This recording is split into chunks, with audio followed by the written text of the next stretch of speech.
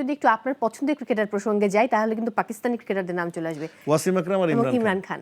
এবং সেই গল্পটা শুনিয়ে ফেলুন যে একটা সময় প্যান্টের মানে দুই পায়ে আমি তো ছবি রাখতেন। জেলা দলে খেলেছি, ওপেনার বলার ছিলাম, খুব পেসার, এবং ঢাকায় আসার উদ্দেশ্য ছিল ক্রিকেটার হওয়ার। আচ্ছা, তো আমার ডান পায়ে ইমরান খান, বাম পায়ে ওয়াসিম আকরাম, ছবি লাগতো। হাফ প্যান্ট জিন্সের প্যান্ট কেটে সুতা সুতা ঝুলায় এখানে ছবি লাগায়, টেপ দিয়ে লাগায়, তো এটা দিয়ে বল করতাম। মানে ভাবতেন কি যে আমি ইমরান খান ওয়াসিম আকরাম হয়ে গেছি। ইমরান খানের ঝাঁকড়া চুল উঠতেছে, আমি বললাম না ড্যাশিং জিনিসপত্র ছোটবেলা থেকে পছন্দ। তখন কি আপনার চুল বড় ছিল? বড় রেখেছিলাম আমি ওই ইমরান খানকে ফলো করে। হ্যাঁ, তাও ছাড়া মানে অত বড় করতে পারি নাই, তখন স্কুলে পড়ি, আর আমি বয়েজ স্কুল পিরোজপুর। আচ্ছা, স্যাররা খুব মারতো, পিটাতো চুল বড় রাখলে।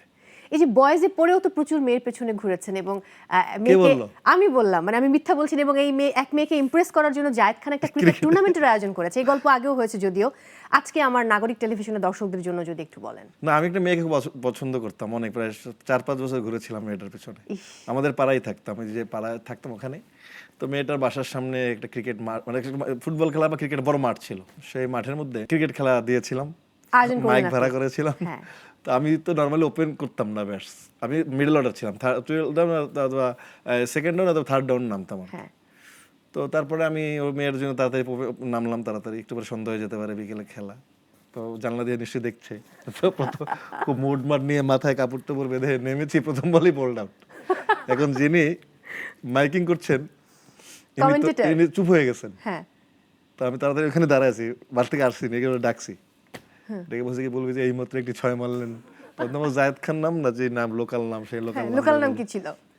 তখন এলাকায় মনু বলে ডাকতো। মনু বলে ডাকতো, ওকে। তখন যে একটি মনু ভাই মাত্র একটি 6 মারলেন, মানে বোল্ড আউট হয়ে অ্যানাউন্স করা হলো যে মনু ভাই একটা 6 মারলেন। আমি কাঁদে ব্যাট নিয়ে হেঁটে যাচ্ছি মাঠের বাইরে। এটা কি ওই মেয়ে বুঝতে পেরেছিল?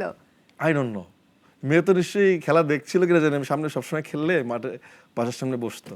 আচ্ছা, আমার কাজই ছিল তার জন্য সমস্ত আমার সময় ধ্যান জ্ঞান তাকে ইমপ্রেস করা। আমি শুনেছি তার জন্য আপনি মিছিলও করিয়েছেন। বাচ্চাদের দিয়ে মিছিল করিয়েছিলাম, নাম ধরে, মাথায় কাপড় দিয়ে, চকলেট দিয়ে, কোনো কিছু দিয়ে কোনো কাজ হয়নি।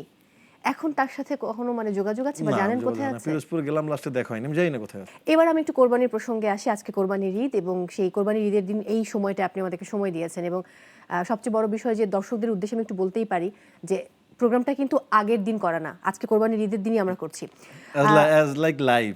তখন তো ক্রিকেট এত জনপ্রিয় হয়নি আমার সময়। আচ্ছা, তখন দেখি সারাদিন মাঠে প্র্যাকটিস করে একটা কলা রুটি দিচ্ছে, আমি বললাম এর ভবিষ্যৎ খারাপ।